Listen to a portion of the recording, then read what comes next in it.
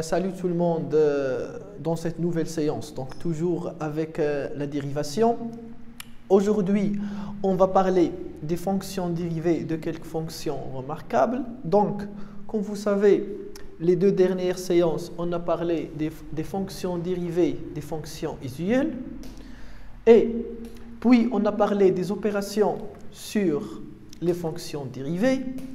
Mais, en tout cas, ces deux chapitres, ils vont vraiment nous aider à calculer les fonctions dérivées de plusieurs types de fonctions. Mais en tout cas, ils ne sont pas suffisants. Donc, pour cela, on va voir ce nouveau chapitre, les fonctions dérivées de quelques fonctions remarquables. Ça veut dire que, comme vous savez, si je considère la fonction f de x égale cosinus de x, ça c'est une fonction usuelle, je peux calculer sa fonction dérivée sans aucun problème. Mais si j'ai la fonction suivante, cosinus à la puissance 3 de x, par exemple, cette fonction, ce n'est pas une fonction usuelle parce que c'est cosinus de x à la puissance 3. Donc, pour calculer sa fonction dérivée, soit je dois appliquer la formule de produit, ça veut dire les opérations,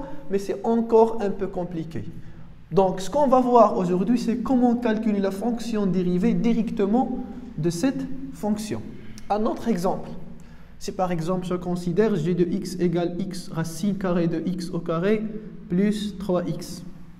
Quand vous savez que la fonction suivante, c'est la somme de deux fonctions usuelles, je peux tout simplement calculer sa fonction dérivée. Mais si j'introduis la racine carrée, ça sera pour le moment impossible. D'accord? Donc on va voir comment on calcule ce type, ou bien la fonction dérivée de ce type de fonction. Ou bien, si je considère la fonction h de x égale sinus de 4x plus 5. Si, par exemple, la fonction h de x égale sinus de 4x, très simple, je calcule la fonction dérivée, pas de problème. Mais 4x plus 5, on n'a pas vu comment on calcule la fonction dérivée de ce type de fonction. Donc, pour cette séance, on va voir comment on peut calculer les fonctions dérivées de ce type de fonction. D'accord? Mais pour cette séance, on ne va pas travailler de la même façon. Donc, les dernières séances, on a travaillé, ou bien les séances précédentes, on a travaillé avec des activités. D'accord? Aujourd'hui, on va travailler avec des exemples. Ça veut dire que je vais écrire la propriété et je vais passer à un exemple ou bien deux exemples pour appliquer la propriété. Comme ça, on comprend très bien ce chapitre. Allez, je commence. Donc, pour la première propriété, il dit que soit f une fonction dérivable sur un intervalle i. Donc, ce que vous voyez ici, c'est l'hypothèse, c'est la condition. Déjà, je dois avoir une fonction f dérivable sur un intervalle i. Donc, ça, c'est l'hypothèse. Si j'ai l'hypothèse suivante vérifiée, je peux d'abord dire que la fonction f à la puissance n est dérivable sur l'intervalle i. D'accord? Par exemple, si je considère la fonction suivante, f de x égale x à la puissance 8 plus 7x, comme vous savez, donc ça c'est un exemple, comme vous savez que la fonction f est la somme de deux fonctions. Ces deux fonctions, elles sont dérivables sur R, donc f est dérivable sur R. Donc voilà l'hypothèse, d'accord? L'intervalle i, dans ce cas, c'est R. Donc, comme j'ai l'hypothèse suivante, je peux dire, premièrement, que que, par exemple, la fonction h de x qui est égale x à la puissance 8 plus 7x à la puissance 3, donc pour l'exemple, donc n égale 3 et dérivable sur R. D'accord? Donc h de x égale x à la puissance 8 plus 7x à la puissance 3, ou bien on peut dire que ça égale f de x à la puissance 3. D'accord? Donc comme f est dérivable, f à la puissance 3 est dérivable sur R. F à la puissance 4, f à la puissance 5, f à la puissance 5, 6. En tout cas, ce n, il appartient à n étoiles. D'accord? Donc, nous, on va travailler avec h de x égale f de x à la puissance 3. Donc, maintenant, on a la fonction h est dérivable sur R. Deuxièmement, on va voir comment on calcule sa fonction dérivée. Donc, la propriété, il dit que f à la puissance n prime, ça veut dire la fonction dérivée de cette fonction, égale n fois f à la puissance n moins 1 fois f prime. D'accord? Donc ça, c'est la propriété. On va voir comment on peut exploiter cette règle dans notre exemple. Donc, si j'applique cette règle dans mon exemple, h' de x égale f de x à la puissance 3 prime et ça égale, donc je reviens, n dans mon cas c'est 3 fois f, d'accord, donc fois f à la puissance n-1, n c'est 3, donc n-1 c'est 2, fois f prime de x, ok? Maintenant, je vais appliquer, ou bien passer à l'application. Je sais que f de x égale x à la puissance 8 plus 7x. Je remplace. Donc, ça égale à, donc h' de x égale 3 fois f au carré, donc x à la puissance 8 plus 7x au carré fois f' de x fois x à la puissance 8 plus 7x prime. Or, la fonction suivante, c'est la somme de deux fonctions, donc, donc x à la puissance 8 plus 7 prime de x égale, donc ça égale, donc f de x égale x à la puissance 8 plus 7 x, f prime de x égale 8 fois x à la puissance 7 plus 7. Pour la dérivée de cette fonction, on a vu dans la série d'exercices déjà traités dans la dernière séance comment on calcule la fonction dérivée de cette fonction. Donc je remplace, donc h' de x égale 3 fois x à la puissance 8 plus 7x à la puissance 2 fois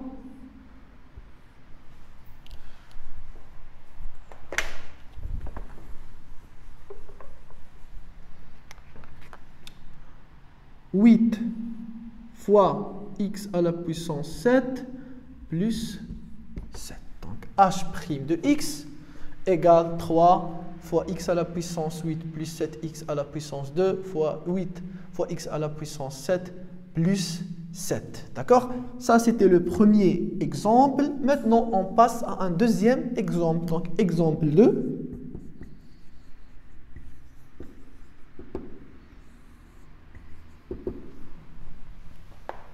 On considère par exemple la fonction g de x égale sinus au carré de x. D'accord?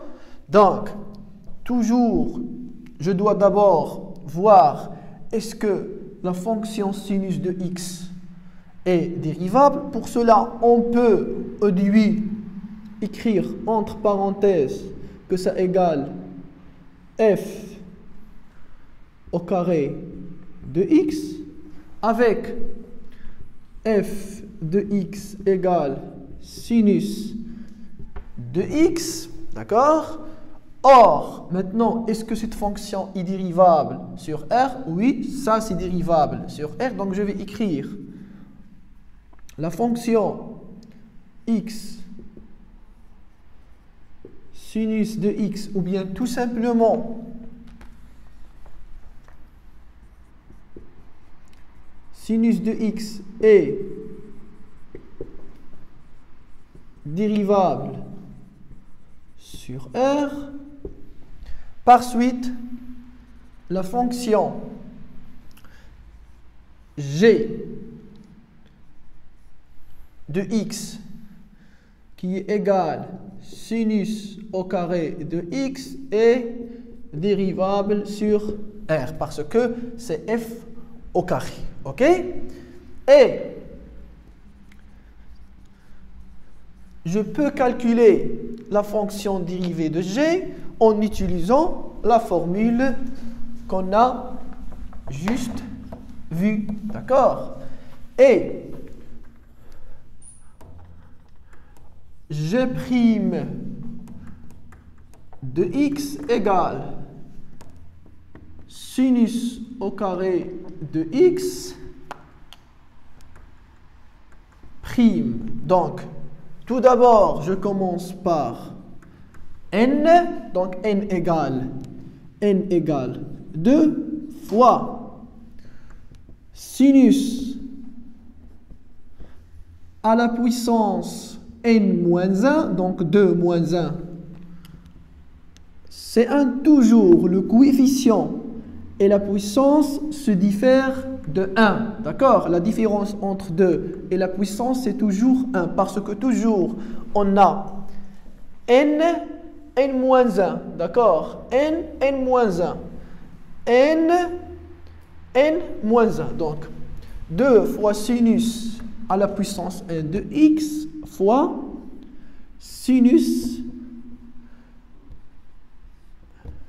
x'. D'accord? Donc, sinus à la puissance 1, je peux tout simplement écrire sinus de x. Par suite, ça égale 2 sinus de x fois la fonction dérivée de sinus de x, c'est cosinus de x. D'accord? Et ça égale donc 2 sinus de x fois cosinus de x. Si vous vous rappelez, ça égale à sinus de 2x. D'accord? Donc c'est une propriété qu'on a déjà vue dans le calcul trigonométrique. Donc g' de x égale sinus de 2x. D'accord? J'espère que c'est clair ce qui concerne la première propriété. Maintenant, on passe à la deuxième propriété. D'accord? Donc, la deuxième propriété,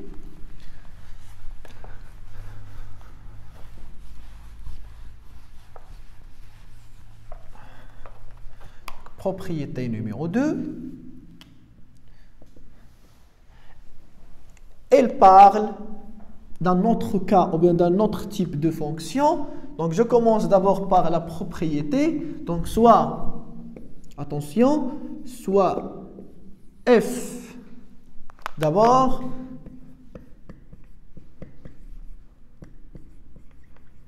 strictement positive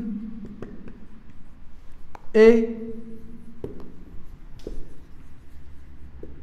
dérivable sur un intervalle. Et donc, j'ai deux hypothèses, que f soit strictement positive et dérivable sur un intervalle i. D'accord?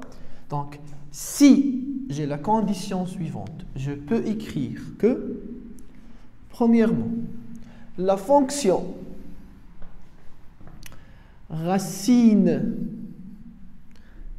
f de x est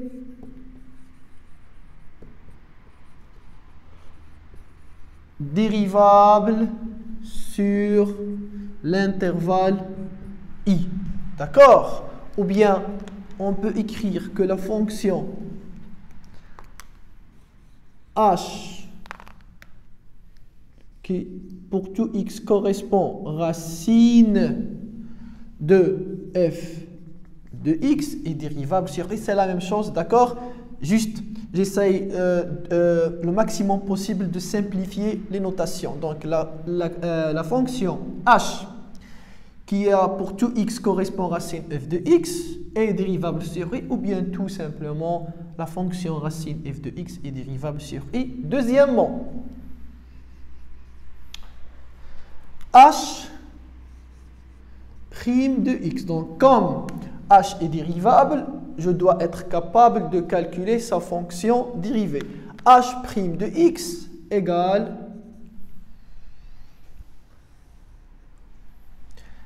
f'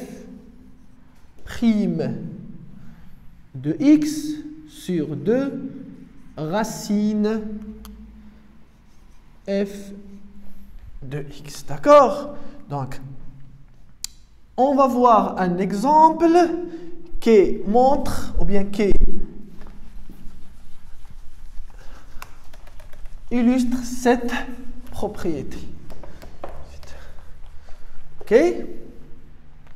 Par exemple, je considère la fonction h. Donc, exemple 1.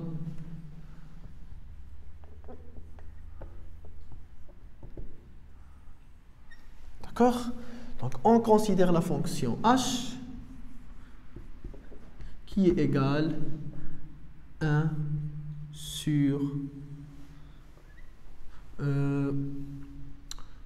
x au carré moins x plus 3 ou bien plus x plus 3. D'accord? Donc, la première hypothèse qu'on doit vérifier, que la fonction, je m'excuse, donc c'est pas 1 sur, c'est racine de, je suis désolé, donc c'est racine de x au carré plus x plus 3. OK? Donc la première hypothèse que je dois vérifier, que l'expression sous la racine carrée, ça veut dire la fonction sous la racine carrée, la fonction f, est strictement positive et dérivable sur un intervalle. Et pour l'intervalle i, on va choisir r, c'est pas toujours r, mais dans notre cas, comme c'est un exemple d'application, on choisit toujours des intervalles très simples. Donc, la fonction x au carré plus x plus 3, faites attention, donc x au carré plus x plus 3, ce polynôme, elle est toujours strictement positif. Comment je connais ça? Tout simplement en utilisant le discriminant delta. Donc, si je pose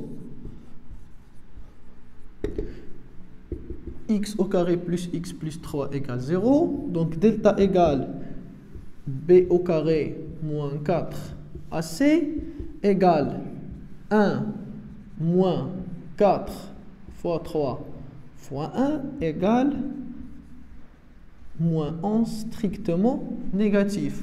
Par suite, je peux tracer le tableau de signes. Donc, x moins l'infini plus l'infini x au carré plus x plus 3 sin de a. Donc ce polynôme il est strictement supérieur à 0 pour tout x appartient à R. Ou bien tout simplement lorsque delta strictement négatif, je peux directement dire que le signe de ce polynôme est le même signe de a. D'accord? J'ai détaillé en utilisant le tableau de signes pour que ce que j'ai dit soit accessible à tout le monde. Donc, comme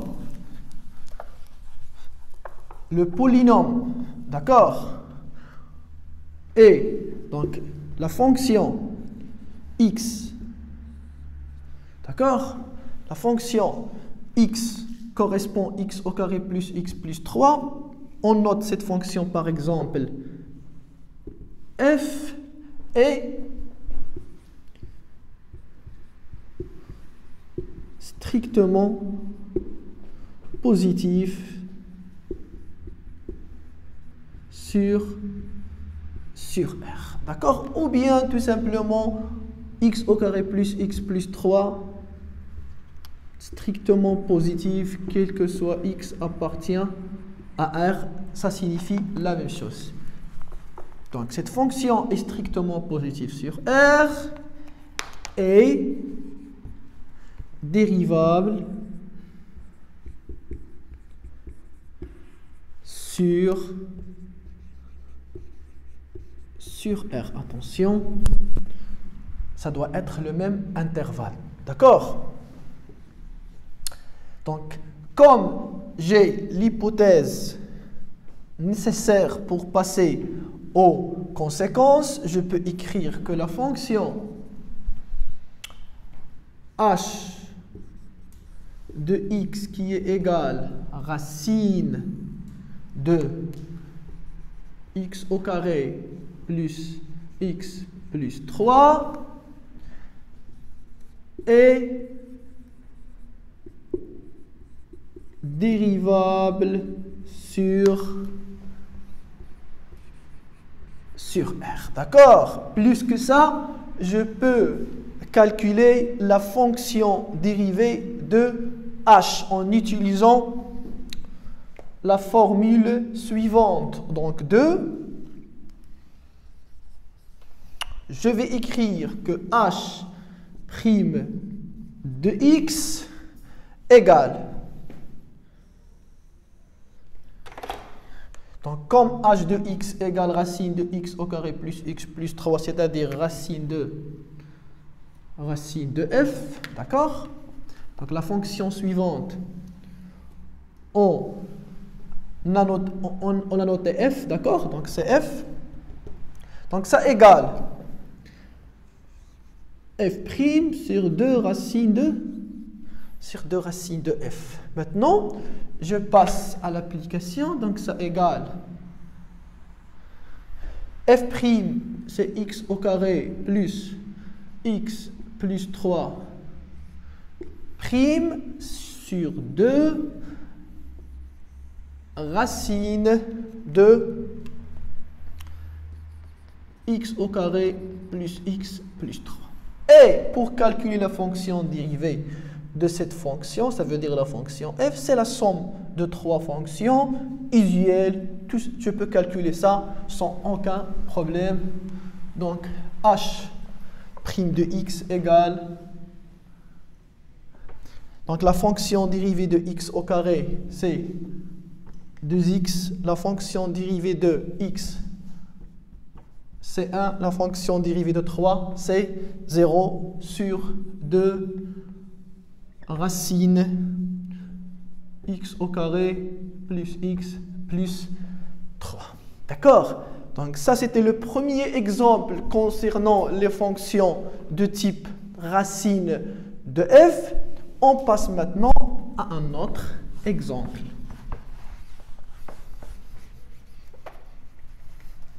Allez, je considère la fonction h de x qui est égale, par exemple, racine de 1 plus sinus, ou bien cosinus au carré de x. Allez, Donc, de la même façon, d'abord, je dois m'assurer, ou bien je dois déterminer que cette fonction est strictement positive et dérivable sur un intervalle. Comme vous savez que 1 plus cosinus au carré, c'est la somme de deux termes positifs, donc c'est strictement positif sur R. Et cosinus de x et 1 sont strictement ou bien sont dérivables sur R. Attention, pour la fonction cosinus au carré, ce n'est pas une fonction usuelle, je sais, mais bon, comme cosinus de x est dérivable sur R, on a vu que cosinus au carré est même dérivable. On a utilisé le dernier ou bien le dernier résultat. D'accord? Donc, je vais dire d'abord, je vais écrire l'hypothèse. Donc, on a la fonction 1 plus cosinus au carré de x, ok, est dérivable. Attention, je commence toujours avec strictement positif. Donc, strictement positif, quel que soit x appartient à R, et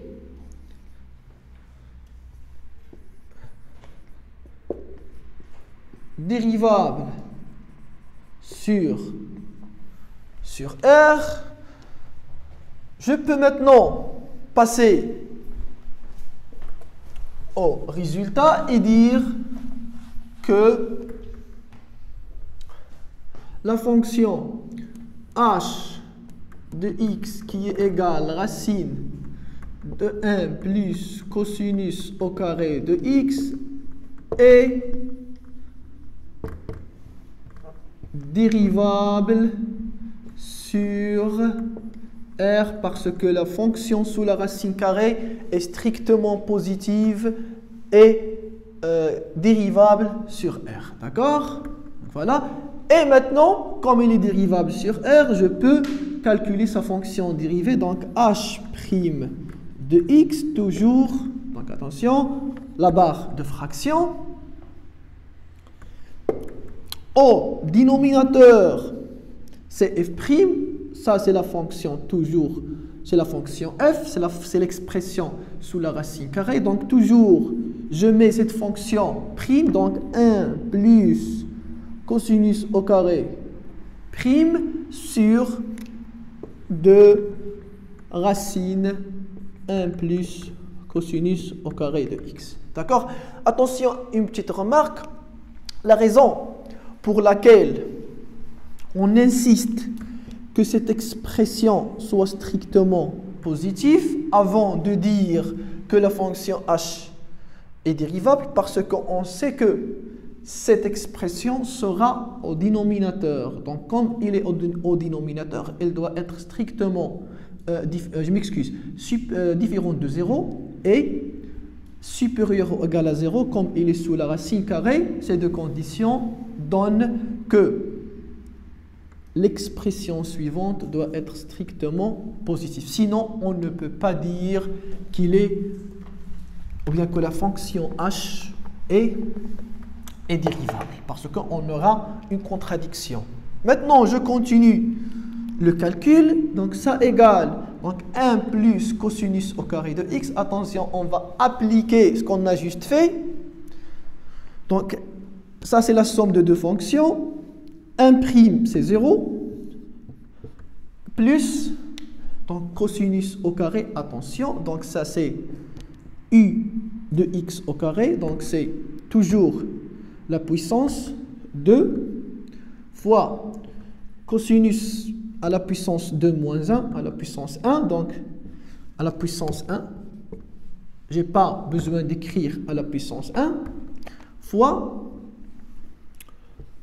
cosinus de x prime. Attention, pour cosinus de x prime, ce n'est pas toujours cette fonction, c'est en général la fonction sans puissance. D'accord? Donc c'est cosinus x prime, c'est f prime sur 2 racine de 1 plus cosinus au carré de x. Donc cosinus au carré, ça se ressemble un peu au sinus au carré. C'est une bonne application de ce qu'on a juste fait.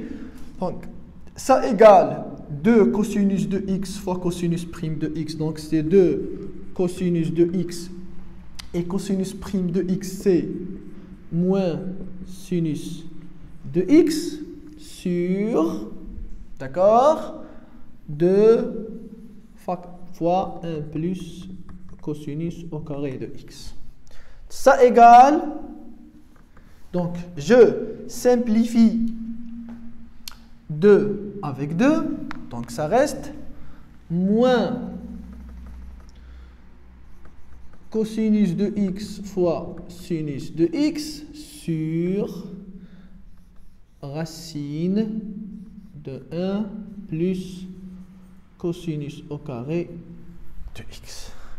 Ça, c'était le deuxième exemple concernant la fonction racine de f, ou bien la fonction h qui a pour tout x correspond à racine f de x. Maintenant, on passe au troisième cas. D'accord? Donc, propriété 3. Voilà, donc propriété 3. Faites très attention aux propriétés 3. D'abord, je vais faire un petit schéma. Donc, x, une fonction g, d'accord? X,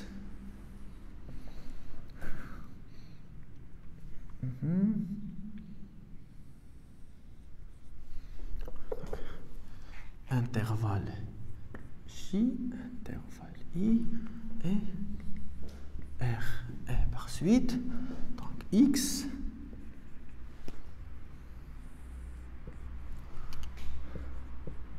ax plus b, et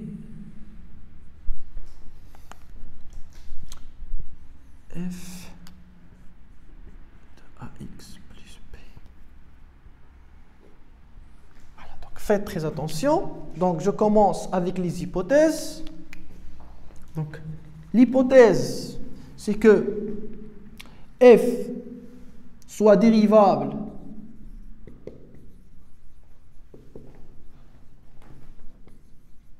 sur l'intervalle i.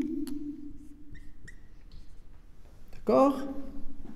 Et donc on a deux hypothèses, et A et B, deux réels. Vérifions que A x plus b appartient à i, quel que soit x appartient à j. Je sais que ça paraît un peu compliqué, mais on va expliquer ça en utilisant le schéma suivant. Ça sera très très simple, d'accord? D'abord, j'explique ce que j'ai écrit. Attention, donc on a la fonction f est dérivable sur l'intervalle i, d'accord? Donc f est dérivable sur i, et donc je peux seulement calculer le nombre dérivé de f pour les éléments qui appartiennent à i, d'accord? Or, comme x appartient à j, j'ai ajouté une hypothèse qui dit que tout pour a et b appartient à R, AX plus B doit appartenir à I. D'accord? Donc, dans ce cas, on peut dire que la fonction G, qui a pour tout X, donc G de X, égale F de X, F de AX plus B. D'accord? Donc, F de ax plus b. Donc, si j'ai les conditions suivantes, je peux dire que la fonction g est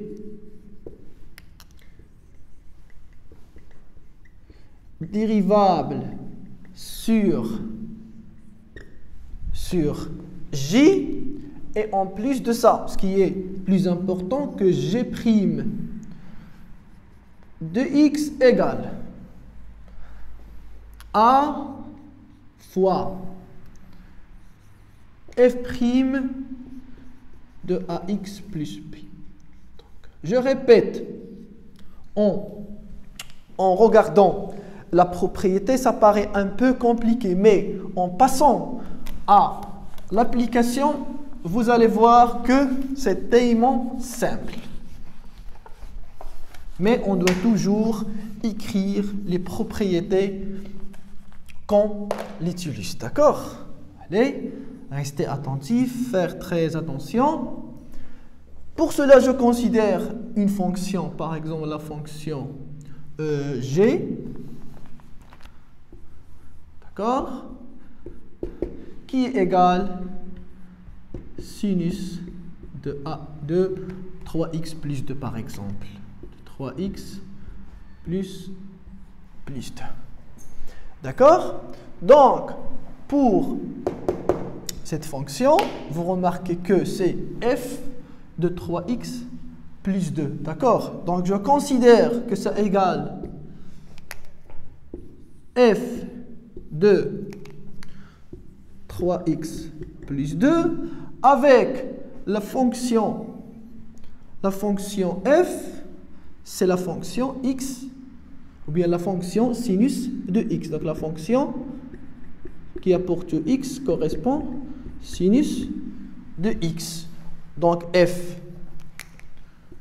de 3x plus 2 égale tout simplement sinus de 3x plus 2. D'accord?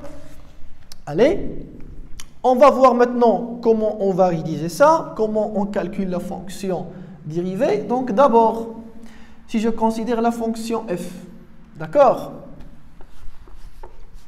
Donc la fonction f, donc je vais faire un petit schéma pour expliquer. La fonction f qui a pour tout x correspond sinus de x.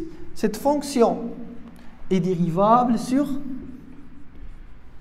R, d'accord? Bien sûr, dérivable sur R et il va vers R. Donc cet intervalle, ça veut dire l'ensemble d'arrivée, il n'est pas vraiment important. L'important, c'est que f est dérivable sur R, la fonction sinus de x. Or, pour x appartient à R, ok? Donc x à x plus b, ou bien 3x plus 2. Donc, pour la fonction x correspond à 3x plus 2, si x appartient à R, 3x plus 2 de même appartient à R. Et donc, je n'ai pas de problème, comme ça appartient à R, et f dérivable sur R, donc je n'ai pas de problème. Je travaille dans les hypothèses, attention, de la propriété. Tout ce qu'il faut faire, ou bien tout ce qu'il faut dire, que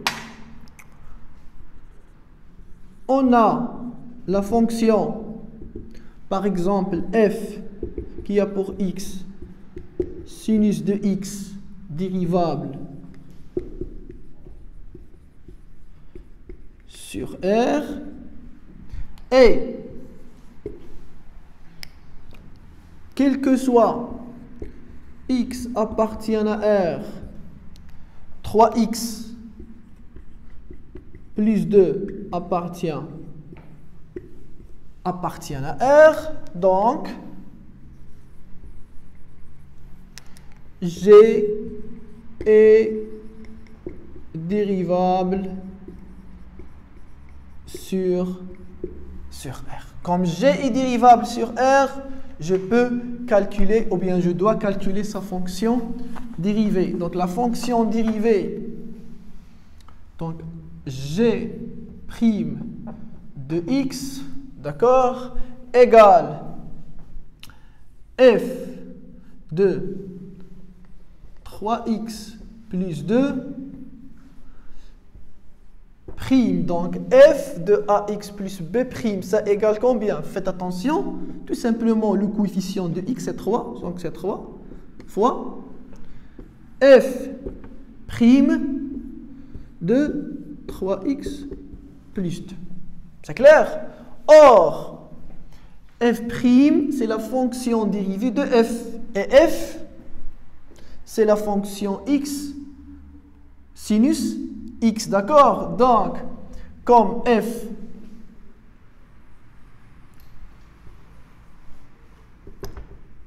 de x égale sinus de x, f prime de x égale cosinus de x. Donc ça égale 3 fois cosinus 3x plus 2.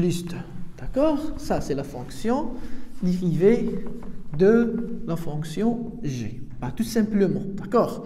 J'essaye le maximum possible de détailler les choses et parfois les détails, ça rend les choses plus compliquées. Mais en tout cas, ce sont les maths, elles sont comme ça. Mais en tout cas, pour simplifier les choses.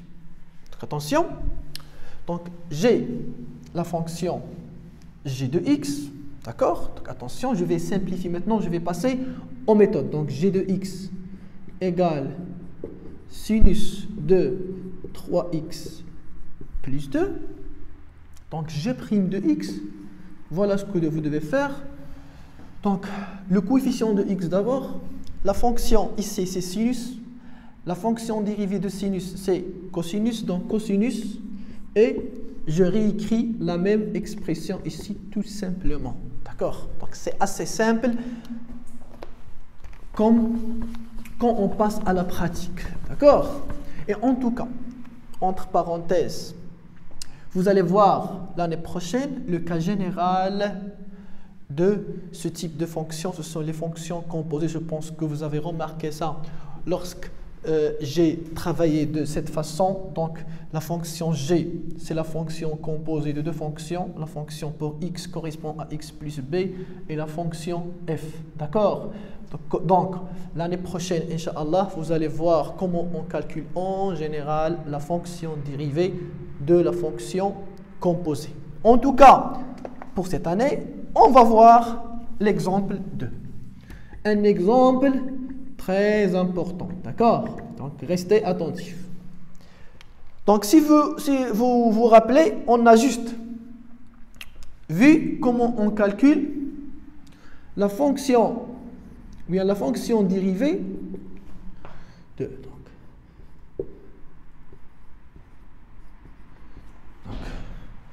Donc, sinus au carré de x, d'accord? Donc, je vais voir maintenant comment on calcule sinus, donc sinus de 2x, donc f de 2x, par exemple, comment je calcule la fonction dérivée de cette fonction. Donc, c'est f de ax plus b avec b égale 0. OK? Donc, h', donc sans entrer au détail, bien sûr, la fonction sinus est dérivable sur r et 2x, pour que x appartienne à r, appartienne à r. Donc, la fonction h est dérivable sur r. Ça, c'est clair. Maintenant, h' de x égale. Donc, toujours, le coefficient de x, c'est 2 fois, attention, la fonction dérivée de sinus, c'est la fonction cosinus. D'accord? C'est 2 fois cosinus.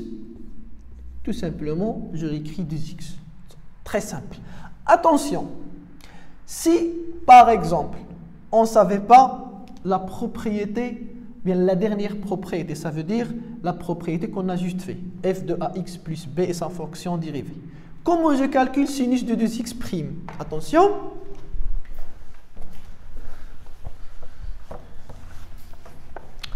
Maintenant, si je prends sinus de 2x, je peux utiliser les propriétés de calcul trigonométrique pour écrire que ça égale 2 fois cosinus de x fois sinus de x. Et ma fonction devient le produit d'un nombre réel fois une fonction. Donc, je peux calculer sa fonction dérivée sans utiliser la dernière propriété. OK? Essayons de faire ça. Donc, sinus de 2x prime égale. Ça égale 2 fois cosinus de x fois sinus de x prime. D'accord? Comme 2 est un nombre réel, donc je vais faire sortir le 2 et c'est 2 fois cosinus de x fois sinus de x prime. Ça, c'est le produit de deux fonctions. On sait comment calculer la fonction dérivée de la fonction ou bien de produit de fonction. Donc, ça égale 2 facteurs cosinus x prime fois sinus de x plus cosinus de x fois sinus x prime. OK? Donc, ça égale 2 cosinus prime de x, c'est moins sinus x. Donc, fois sinus x plus cosinus x. Sinus x prime, c'est cosinus x. OK? Sinus x fois sinus x, c'est sinus au carré x. Cosinus x fois cosinus x, c'est cosinus au carré x. Donc, ça égale 2 facteurs cosinus fois cosinus, c'est cosinus au carré x. Sinus fois sinus, donc c'est moins sinus au carré x. Et si vous vous rappelez, cosinus au carré x moins sinus au carré x, ça égale 2 fois cette expression, ça égale la cosinus de 2x. Donc voilà, ça égale donc h' de x, ça égale 2 fois cosinus de x. Et de même, c'est qu'on a trouvé dans le dernier exemple, mais comme, je m'excuse, comme vous remarquez, pour calculer la fonction dérivée de h, en utilisant la propriété de f de ax plus b, j'avais besoin de 2 lignes, ou bien au maximum 3 lignes. D'accord? Mais pour faire cela en utilisant le produit de 2 fonctions, et c'est correct bien sûr, voilà, j'avais besoin de 5-6 lignes et j'ai besoin des règles ou bien des propriétés de calcul trigonométrique. Donc voilà, ça c'était les 3 types de fonctions qu'on va voir cette année, des fonctions remarquables. Les fonctions sont en général f à la puissance n, avec n appartient à n étoile, racine de f et f de ax plus b. Donc, on a vu comment on calcule la fonction dérivée de cette fonction, de cette fonction et de cette fonction. Ce sont les fonctions qu'on va voir cette année. Et bien sûr, vous allez voir, comme j'ai dit, d'autres types de fonctions l'année prochaine. J'espère que ce qu'on a fait cette séance est très clair. Allez, je vais vous laisser des exercices à travailler pour bien appliquer ces propriétés. Sinon, prenez soin de vous. À la prochaine.